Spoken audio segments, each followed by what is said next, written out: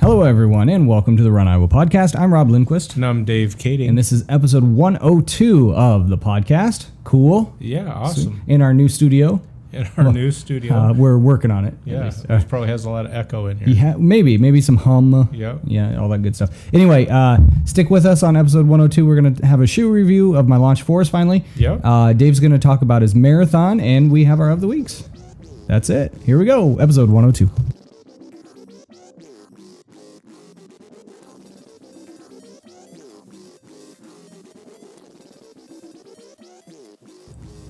All right, Dave, welcome back. Yeah. You've been off a couple weeks. I've been absent from a few of these podcasts. We did some pre-recording in the summer, and then some other things came up, which is awesome. Right. You were in Vegas one time? I was down in Vegas. Yep. Hung out there, ran in Vegas. Did you? Yep. Nice. It was all right. And then, so my wife was a guest host, and I did one by myself. Right. Which is cool. Yeah. Well, it wasn't like by design. It wasn't like I was traveling all summer like a few summers before. It worked out when you could record, I couldn't. Right. No, and that happens. And I think our listeners are good people, I think, except for that one guy, Frank. How dare you, Frank? Yes. All Franks are created equal. Yes. Sorry, I don't know why I said that. I want to get into your marathon training later. Okay. We'll talk about how that's going because you're getting close. It's not your first; it's your fifth. My second full. Second full. Okay. Yep. And I've run 17 halves. Yes. Okay. I was off on my numbers. So we'll talk about that in a little bit, and I'm going to give a shoe review as well. But how you doing? Doing well. Doing well. And yourself? Doing well. I played old man basketball with some friends. We had some adult beverages. And I rolled my ankle pretty good. Yeah, so you're on the injured reserve? I'm on the injured reserve at the pup list. Yep. And been about a week and a half or so. Still tingles a little, but it doesn't hurt. Does that make sense? Yep. The bruise is gone. Well, It was a purple and yellow bruise, which is always fun. Right. Some swelling. And I'm, if you know me, I have a very low threshold for pain. Right. Like if it hurts, I'm done. If I have a cold, that's like a week. Right. Just can't do anything. So Rob's the person when women talk about men. Right. The husband. Here's a wife is sick and she's out there, making lunches for the kids, going to work. Husband's sick and he's calling the 911, making sure the ER is ready. Right? Yep. That's all based on Rob. We talk to Pat and his toenails every time. Yeah. When I lost my toenail, I thought I couldn't walk. Right. Like I didn't know what to expect. I'm like, should I walk on with no toenail? Like Rob went and got a boot. Right. But so I had wrapped my foot. I did the rice thing. All that good stuff. And I'm ready to run again a little more frequently than I have. It's hard though because you have your spring sport, I have my fall sport, and so it's hard to get a run in the afternoon or night, especially with I have three kids now and all that good stuff. So I'm making tons of excuses, and I shouldn't be. Right. So help me get through my excuses, Dave. Okay, I will try to. My first excuse is I don't have time. There's always time. There's always time. It should be morning, I would guess. Right. Yep. Yeah. Now the problem is I'm not a morning person. And I have the night shift with the baby. It's all right. Sleep is optional. Today, I 100% understand that notion. The other thing is I don't have anywhere to run. That's hard too. Yeah. That's tough. And treadmills get tiring. They do. After a while, treadmills get kind of boring. Now, that's an excuse, and I get that 100%. But, I like to get outdoors and run when I can. Especially, it's been beautiful here lately. It's been hot in the afternoons, but it's been beautiful here lately. So the hard part is you have a big group of kids out for golf this year. This is my largest group I've ever had. And a lot of them are novices. Yep. But it sounds like you have a lot of good kids. I do. And I will tell you just on that real quick, the coaching somebody that's never done your sport before is way more challenging but fun than coaching a bunch of guys you've had forever. Right. And the reason is because you get to show them the right way. They don't necessarily know the wrong way. Right. And so I think that's fun. Yeah, that's same with tennis. It's good. So the bad is with that because you have this young group of kids, you can't get them practicing and then do a 30-minute run. Right, exactly. And then meet back up with them because it's not like on a golf course you have 14 kids with you. Right. From the beginning to end, and you're doing one-on-one. Right. We do split up stuff, and then I send some kids off. So I get in a golf cart and I go chase those kids down. But I will tell you, and I led this in this way. because I'm not running as much, what I decided to do about 3 or 4 weeks ago, and I just tweeted this recently too, but I decided, I think it was about 4 weeks ago, I decided to up my steps because my watch, my TomTom Spark Plus GPS has the step counter, and I decided to up it from the default 10,000 steps a day to about 15,000. Cool. And I thought, okay, that should at least help me stay a little bit more active, or at least cognizant of being active. Right. See what you're doing. Right. And so I did that, and you know, it worked. I mean, I started seeing myself after the first few days, like making sure I'm getting my steps in here and there. It helps with the golfing because I'll go walk hole to hole. Now, I still get on the cart at our longer course, but I see myself walking a little bit more. But I started averaging about 17,000 steps, and I thought, oh, that's pretty good. I also this year have a new classroom, and my classroom is 2 levels. I get a lot of steps. So when we first came back to school, I averaged for that week 23,000 steps a day. That's amazing. And that included a Sunday with only 6,000 steps in it. So I think, and I swear I saw this, somebody else did this, and I stole it from them, and I wish I could recall who it was. They said, you know, instead of 10,000, do 20,000 steps a day. And I thought to myself, that's a lot, and it is. So I just made mine 15. But I think if you are somebody that's a step counter, and maybe you're not getting the running in that you could be doing, like myself right now, upping your step count from 15 or to 10 to 15 could do a lot of things just to get you cognizant about where you're at and what you could be doing. Right. It's kind of a neat deal. Do you count steps? No, I don't. You did the heart rate thing for a little while, right? I did, yep. Yeah. And I mean, I have an app that counts them, but I don't. I don't watch it all the time because I don't have my phone on me. All the time. So depending on, you know, what pants I wear, some of them it's inconvenient to keep your phone in your pocket. So, like yesterday, I had, I don't know, over 20,000 steps, and I ran too. But and then today I think it said it had 1,800. And I walk around my room the whole time, but I put it on my desk, so it's not. I had that case earlier too, with the phone thing. But once I got the watch, I was like, oh yeah, I might as well just start watching it, watching the watch. So that's, I don't know, just something to bring up. Yeah. Let's see. Let's see. Now I'm just stalling. Yeah. What do you got? Well, you know, it was an interesting summer. You know, you talked about Vegas. Right. So we went to Vegas, and it was my 50th birthday, so my wife and I went to Vegas for a while. And you look every day old. Yes, I do. I feel it. Yeah. And then she was down there. She's one of our sponsors with Kayani, and we went to their international convention, and it was cool to see. One, I've never been to a real big, like, school stuff, educational stuff's one thing, but to go to a business and go to a convention for them, it's amazing just to watch how much effort goes into producing stuff and listen to people's stories. They're able to pay people a lot more and have things more than educational ones sometimes. So they had one of their keynote speakers was a young guy, Dallas Seavey, I believe is how he says his last name, but I think he's now the 4-time Iditarod champion. He was the youngest person to win an Iditarod race, and at that time when he won his first one, he was had the fastest Iditarod. Now his dad just won it in 2017 and beat his time. So he is the youngest Iditarod winner. Okay. His dad's now the oldest Iditarod winner. And the fastest. Oh, man. And his dad, you know, so they have this, they train differently, which I didn't know for Iditarods that there was any, you know, like different training. Now, do you train the dogs? Yes, and how they do that. And anyway, it was a very interesting, highly engaged conversation that he had, you know, presentation he did and talking. But it was really cool, and it was I think, so applicable to runners, and that he was talking about, you know, most people who build dog teams, it takes them 7 years to build up the genetics to have dogs that run the way they want them to run. And he goes, when I started doing this on my own, he grew up, that's what his dad's business was, is dog sledding and doing tours and then Iditarod racing. And it's like a breeder? Or? Yeah. Okay. And the whole works. And so it takes them a long years to get the genetics of their dog pack to the way they want, and they'll have like 40 dogs that they'll use for genetics. Anyway, he goes, I just had to go and buy dogs from people's kennels to build my own team. Yeah.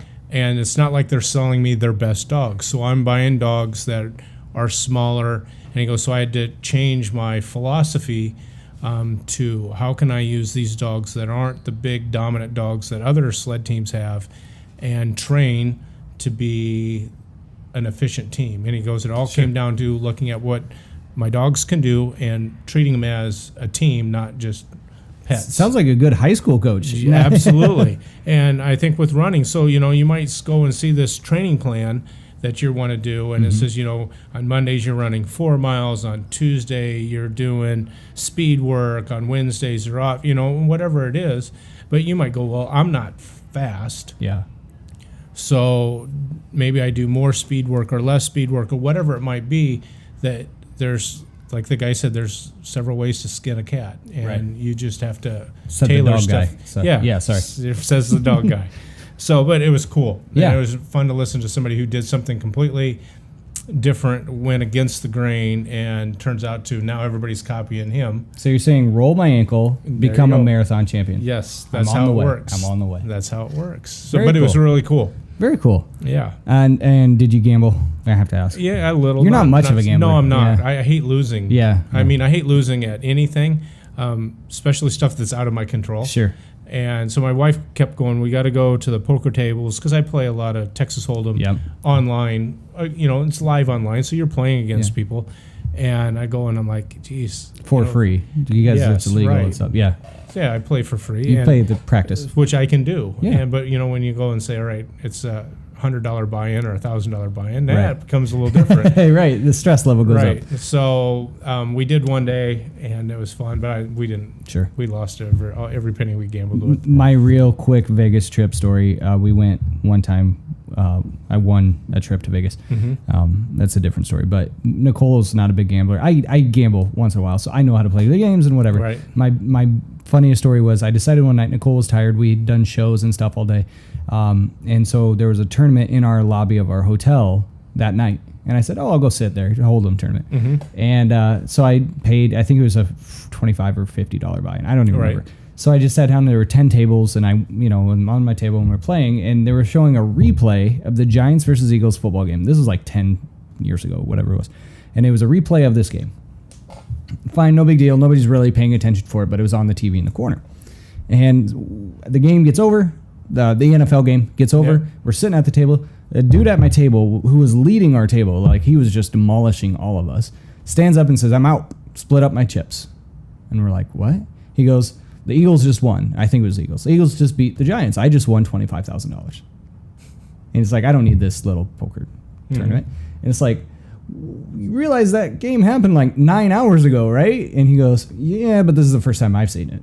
And I'm like, oh, man. So we ended up splitting his chips. I don't know if that was what we were supposed to do, but I thought it was. Right. And then I was out 2 hands later. So I was like, oh, damn it. So I thought I had a pocket jacks, I think, and somebody beat me. Right. Yeah. So that's my Vegas story.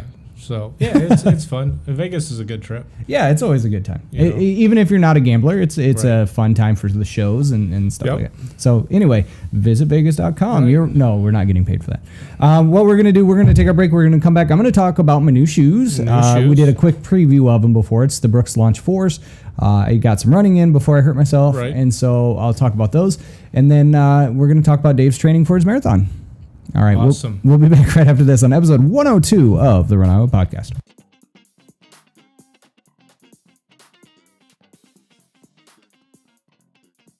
All right, and we're back on the podcast, and so I'm going to talk a little bit about my my Brooks Launch 4s.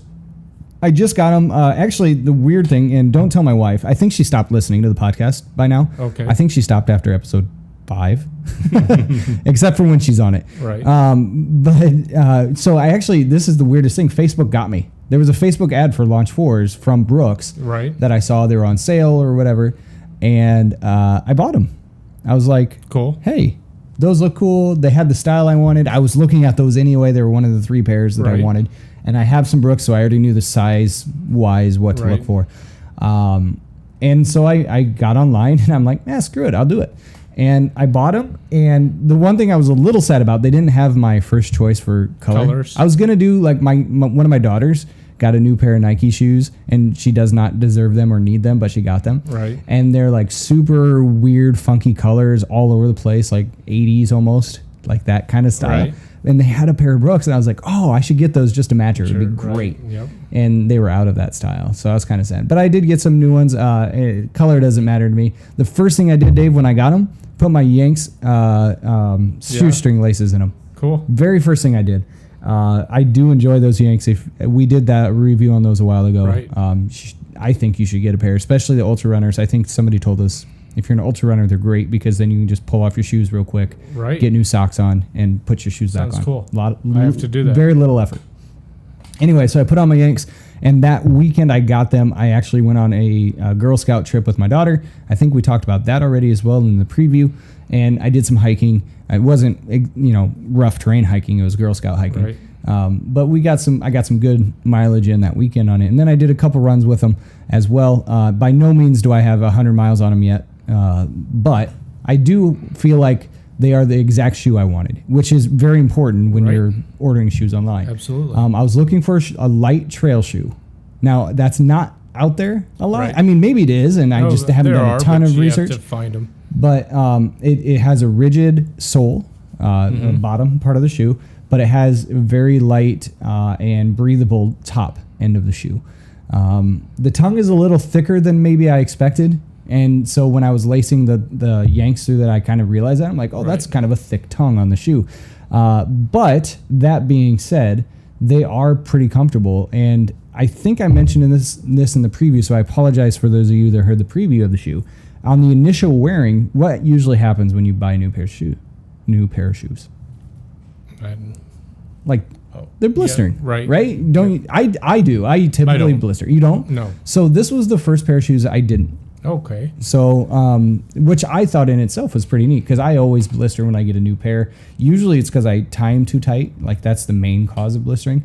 Or I'm not sure where they should be on my foot, that kind of thing. Right. But this pair fit me just like it should and did exactly what it was supposed to do. So I was pretty happy with that. And then on the run, I was a little nervous with the Yanks at first because they were just transferred from my old Brooks to my new Brooks. I wasn't sure that they would hold as tight as they should, and they did when I was running. And so I was very happy with that. The comfort was great. I did not put any inserts in it. It's just a stock, whatever it came with, insert, Brooks insert. Right. And the shoe does exactly what I wanted to. So I would say, on our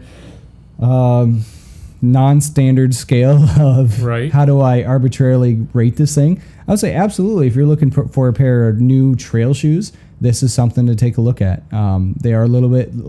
Most of you guys that are listening know that I like minimalist shoes, the light street shoes, and that's great for street. But I was looking for something on the trail, that I could use because my other Brooks, my Pure Cadence 4s, their mileage was just shot on them.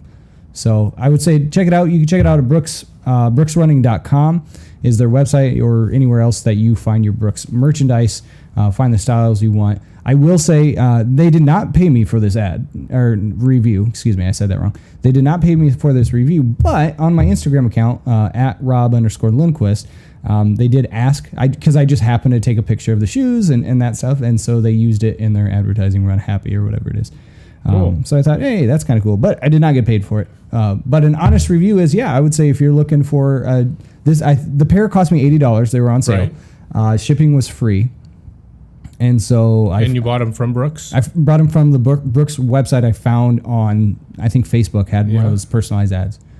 And so yeah, it was a good deal for me. $80 is not bad for a pair of shoes and kind of on a whim, and I like them, and that's check amazing. them out. That's good. I've had a couple pairs of Brooks launched also. And I had the original Brooks launch were made back in the early 2000s. Right. And they rebranded them, then they discontinued them. And I got the pair when they brought them back. Yep. So I got a pair of those and liked them. And then I got another pair, and they're the ones that they got holes in them right away. And you said that. I called them, and they replaced them with another pair of a different pair. I got to pick of any of the Brooks shoes. Yeah. And so I did that, and it's cool. Now they're my mowing shoes. Oh, there you go. I do that too. Yep. So, but they're good shoes. I liked them. Yeah. Cool. They've been good. All right, your turn. We're going to talk a little bit about your Chicago Marathon training. How are you doing? We just talked right before we went on air. You had a long run this past weekend, but you cramped up a little bit. Right. So I cut it in half. I ran last night after school, and I've been running early mornings with Ryan, who's been on our show a couple times. So this was the first real day that I've run in the it's the only time I've run in the afternoon, and we've been fortunate here. July has been really cool. Yeah. So we ran a lot of mornings in July.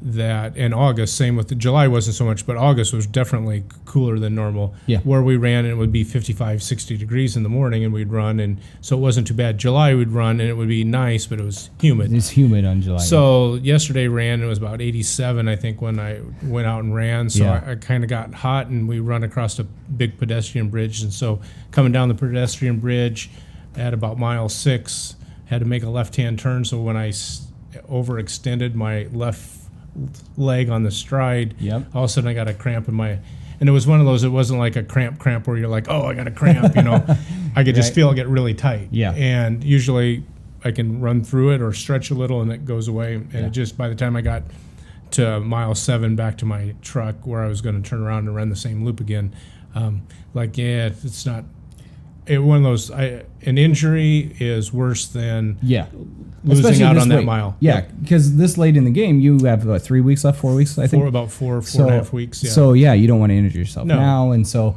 when we talked to Hal Higdon, he said kind of the same thing. Get your miles in that you can. Right. And if you have to move a day or skip a day or whatever, then do it. And it's not about total miles necessarily. No. It's about preparing yourself. Right. So I'll do a longer run than I normally would do today, and then instead of having an extra day off, I'll just do an extra short run. A recovery run. Right. Yep.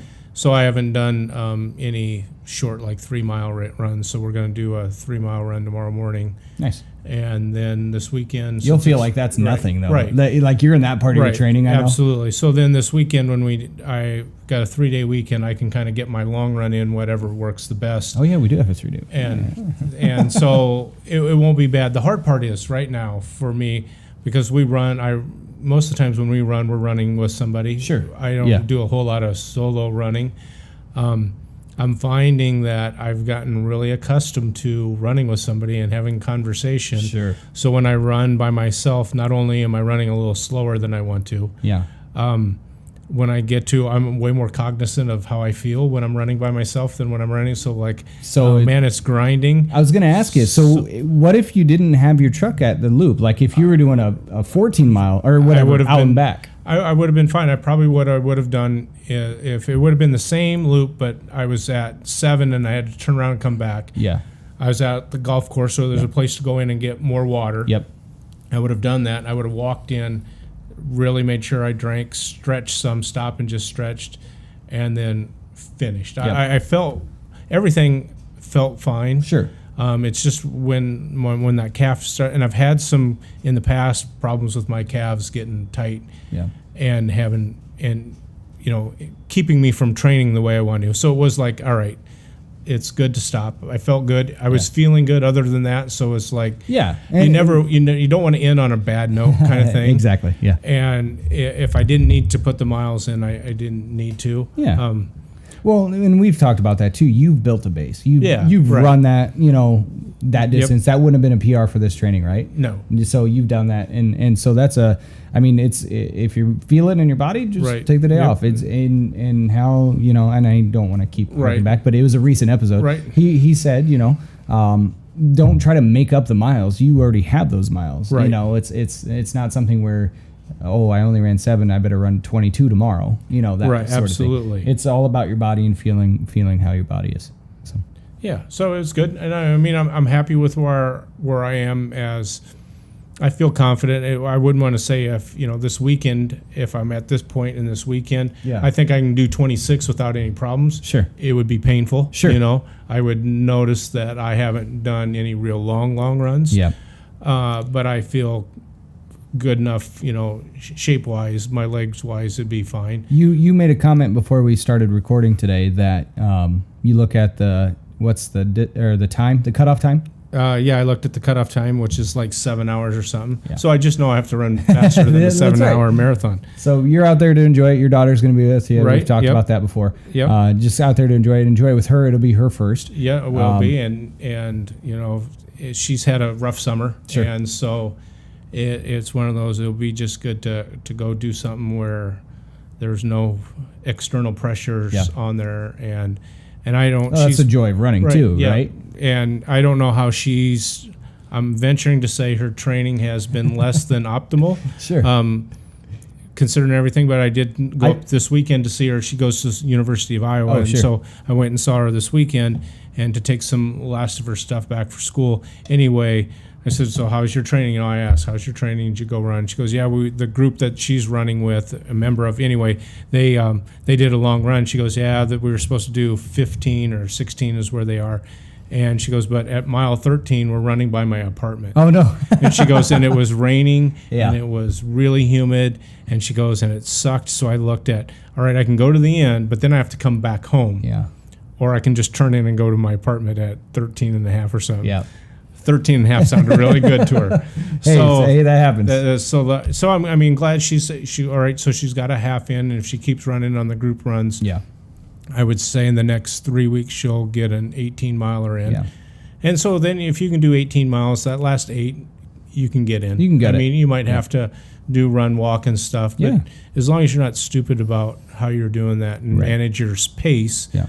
I think you get to 18 and you're pretty good. I know a lot of the training programs want you to run 20 because it's a mental note, and that 20 miles is normally the wall for people, so they want you to face that. But I think if she's running with me or running with a group of like friends, they can carry each other through. So sure, absolutely. It'll be fun. Cool. So 4 weeks to go. Good luck on that. Yep. We'll take our break right now. We'll come back of the weeks.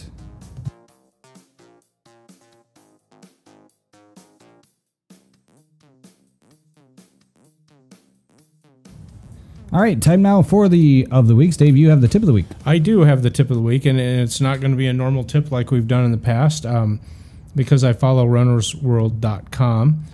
I got a little update that they send out or email, and there was an article in it. It says the article is "This runner's photos reveal the very real dangers of exercise addiction," and it originally was in Women's Health.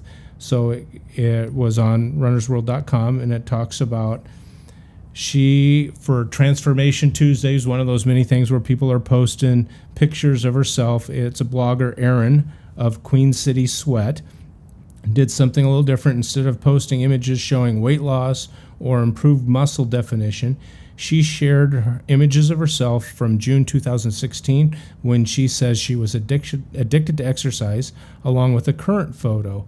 And if you go to runnersworld.com and look up the article, you can find the photos. She said, I was addicted to exercise. She had severe a case of anemia, lack of energy, blah, blah, blah, lost a lot of weight, got in that mental phase when you look and say, oh, look, I've lost 3 pounds.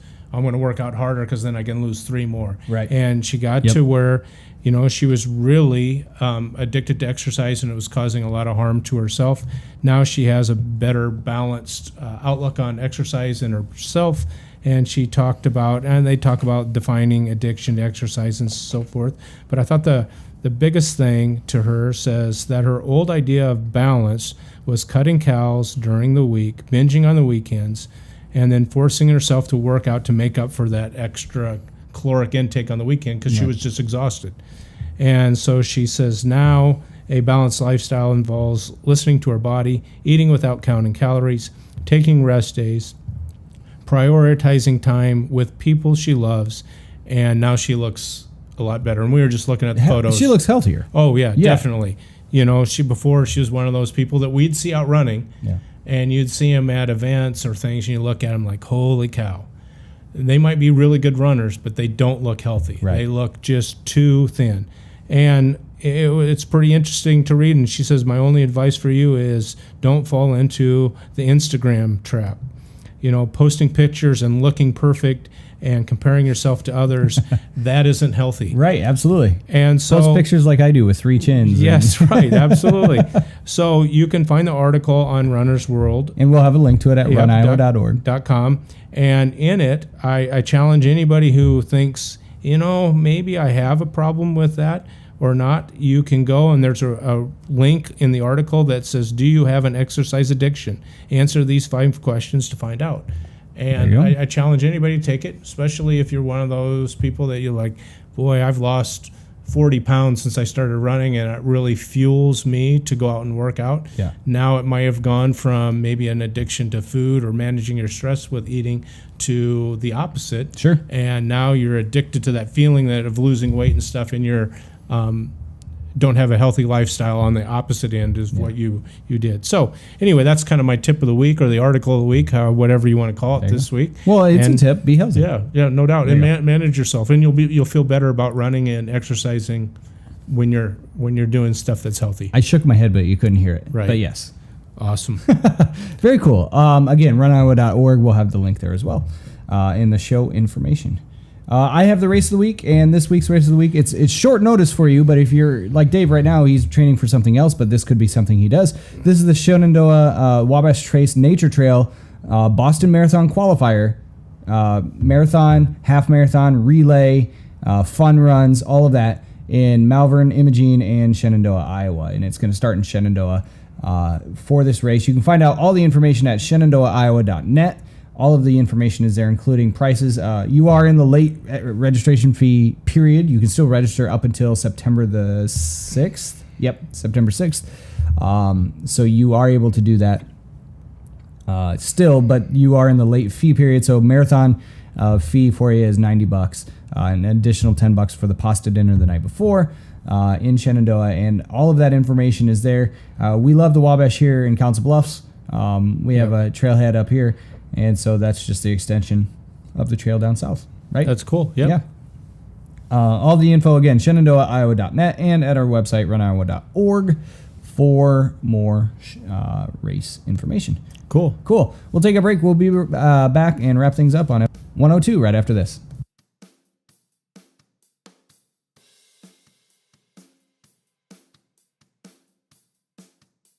All right, Dave, welcome back. Glad you made it. Yeah. I was glad to be back. It's good. I kind of like the every 2 weeks thing. I don't know, maybe we'll stick with it for a little while. Right. Does that work for you? Yeah. And we'll wrap things up here. I do want to mention we are looking for advertisers. If you are running related in any way Absolutely. and want to be a part of our show, the Run Iowa podcast, we have spots available for you. Just contact me at robruniowa@gmail.com or daveruniowa@gmail.com. Yep.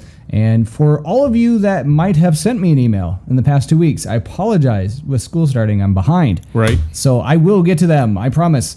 I usually get some email, some of them just say shut up and things like that, and fan mail.